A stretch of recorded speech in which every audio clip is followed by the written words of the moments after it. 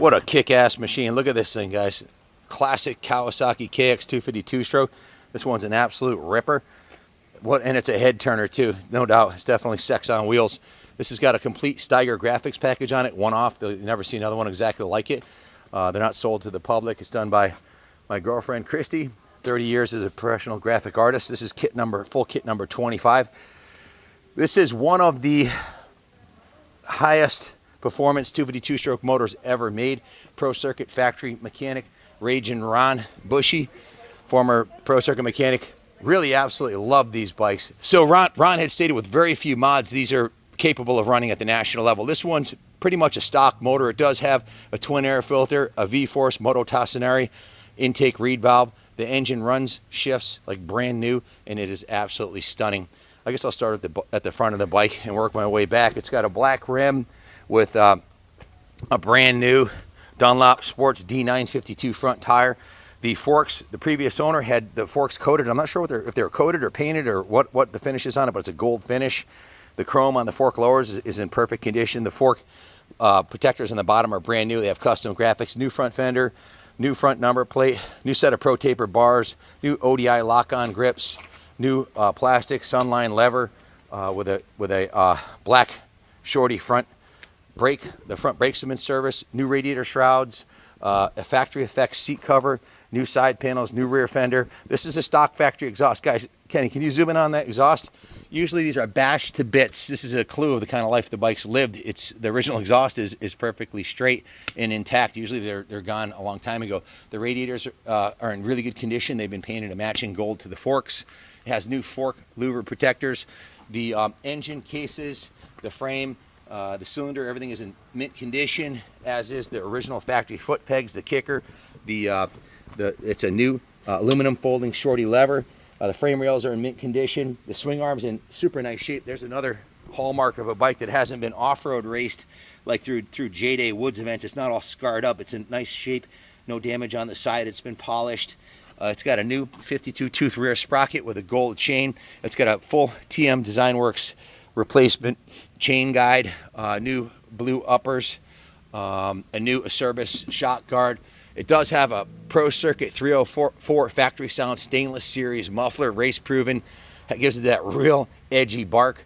It's been completely gone through. I'll grab the work order. The tank was flushed. The carb was rebuilt. The new spark plug, the new reed valves, new air filter. The exhaust was bicarbonate sodium blasted and repainted. It's got the new silencer on it. Just a kick-ass machine.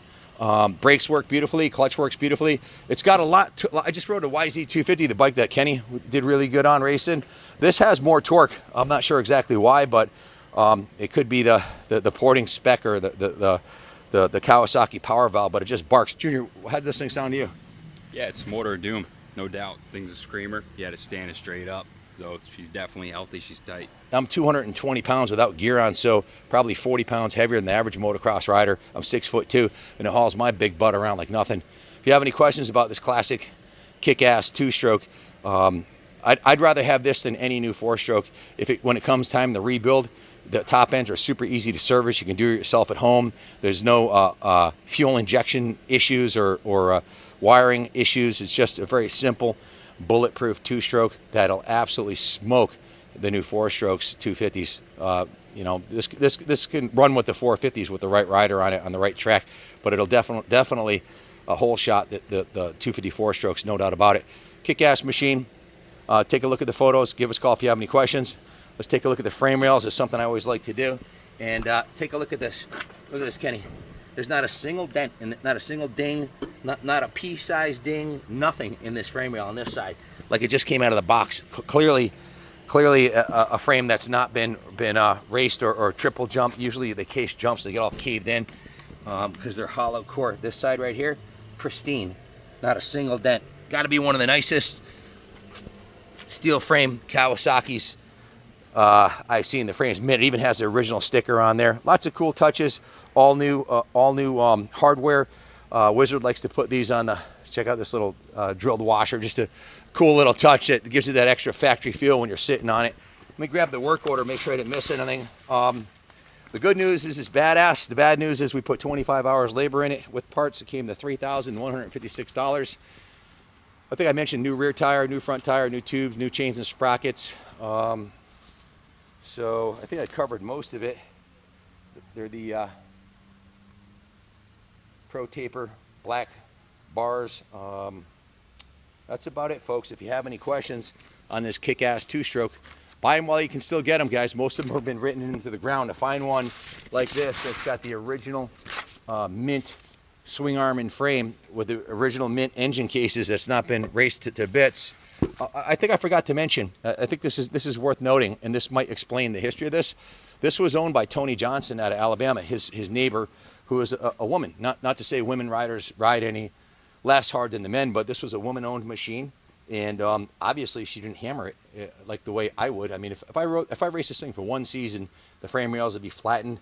There'd be dents in the. I'm an expert level vet rider, and I'm not the most talented rider, so I'm going to bounce off some rocks and make some mistakes. I'm going to crash it. The radiators would be all bent up. I mean, clearly, this is a bike that was well cared for.